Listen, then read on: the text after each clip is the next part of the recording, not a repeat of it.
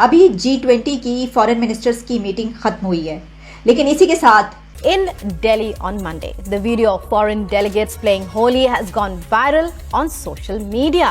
On Monday, the foreign diplomats from several countries took part in Holi celebrations.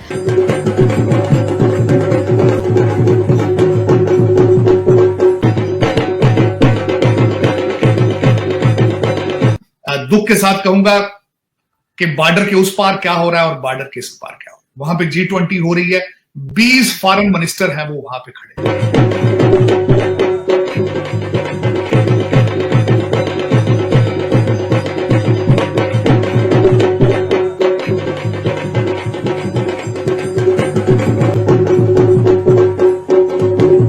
Thank you. I'm Brendan Ward, the Ambassador of Ireland to India.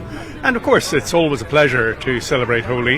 It's great to be here in the sunshine with so many friends, Indian and international. Teodoro Maldonado, Ambassador of Ecuador. Happy Holi to all. I'm feeling very happy. Well, we are very happy to be able to join India in this celebration. इसमें यह है कि Australian prime minister Anthony Albanese is scheduled to visit India from March 8 to 11 और Japanese prime minister Fumio Kishida is arriving in Delhi on March 19। Japanese prime minister आ रहे हैं as a G7 chair और वो काम करना चाहते हैं प्राइम मिनिस्टर मोदी के साथ। अभी G20 की फॉरेन मिनिस्टर्स की मीटिंग खत्म हुई है, लेकिन इसी के साथ दो बड़ी खबरें।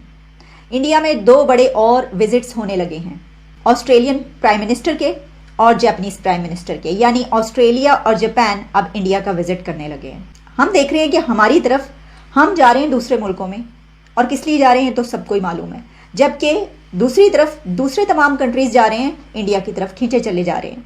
इसके कई एंगल्स हैं, लेकिन एक एंगल ये भी है कि आप जानते हैं कि चाइना ने अभी अपना डिफेंस बजट बढ़ाया है।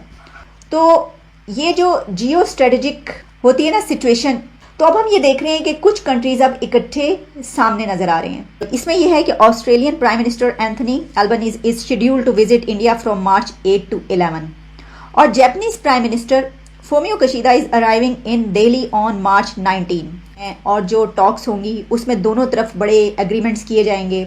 Although 3 countries along with the US have a very close relationship, लेकिन जो हॉट टॉपिक ऑफ डिस्कशन कहा जा रहा है वो ये है कि एक तो ख़ास तौर पे डिफेंस टाइज जो हैं उसको किया जाएगा मजबूत, और फिर ये भी कि setting up resilient global supply chains.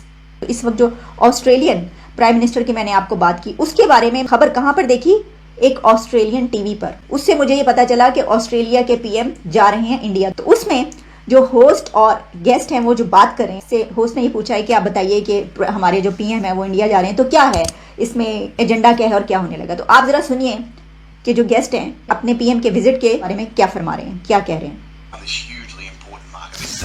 Effectively, he's taking a business delegation over there, but this is one of 2 trips the PM will have to India this year that is planned. Plus, Narendra Modi is coming out to Australia for the Quad meeting. So, in the wake of China putting all those restrictions on Australian trade, and really importantly sell our services, and India is this huge country, an ally, 1 billion people, and defence-wise really important, but also the power of that army that's rising. So, what we've seen is this really big growth in particularly education. So, Indian students, university students coming to Australia. This is something like a $3 billion industry for Australia. You know, it's not an education official. He works for the University of Wollongong, but in terms of star power, cultural connection, and really important ties with India, that's a smart way to go about business, and it's effective. उन्होंने बताया है कि कितना बड़ा वो country है, हमें उनसे कैसे कैसे फायदे हो सकते हैं, और क्योंकि चाइना से जो है वो अब गुड्स उसके बजाय जो है हम इधर से हम क्यों ना अपना वो करें। दोस्तों, जापान के प्राइम मिनिस्टर फोमियो किशिदा जो हैं वो इंडिया आ रहे हैं, और वो इंडिया आ रहे हैं एज ए G7 की चेयर उनके पास है। जापानीज प्राइम मिनिस्टर आ रहे हैं एज ए G7 चेयर और वो काम करना चाहते हैं प्राइम मिनिस्टर मोदी के साथ, और वो इस महीने के मेरे ख्याल आखिर तक आ रहे हैं।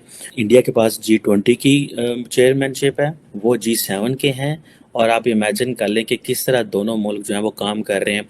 और पाकिस्तान के लिए इसमें जो इम्पोर्टेंट चीज़ है वो ये है कि जो जॉइंट प्रेस रिलीज जारी होगी उसमें ये जिक्र होगा कि Pakistan should stop counter terrorism, क्योंकि लास्ट टाइम जब I think Japanese foreign minister आए थे या कुछ आया था इंडिया, तो Japan India made it sure के बीच में ये लिखा जाए, तो फिर पाकिस्तान ने एहतजाज किया था जापान के साथ।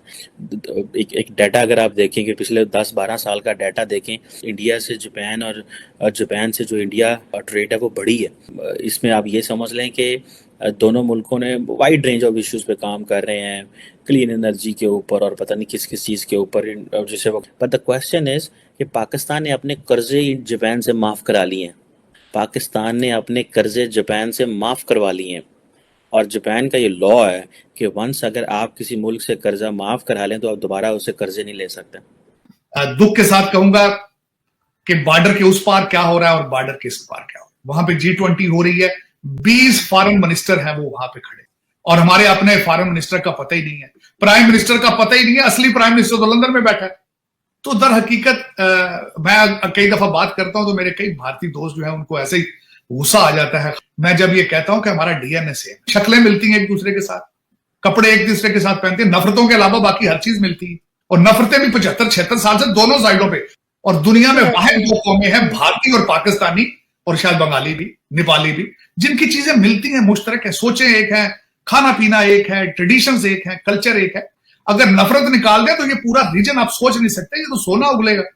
बल्कि मैं ये भारत को यकीन करें, मैं जिस तरह भी करूं, भारत को इसके बारे में कुछ ना कुछ करना होगा, और इनको पाकिस्तानियों को भी कुछ सोचना होगा। उसकी वजह यह है भारत को भी देखिए रीजनल पावर बन रहा है, बन चुका है, तो उनको भी आगे जाने के लिए रीजन में पीस की जरूरत है। तो आपको भी ये इन ममालिक को सोचना होगा कि कॉन्फ्लिक्ट से छोड़ के आगे जाए।